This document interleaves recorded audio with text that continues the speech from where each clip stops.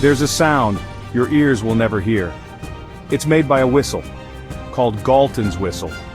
It produces a pitch so high only dogs and bats can detect it. That's because human hearing stops around 20,000 hertz. Your breath is 10 decibel.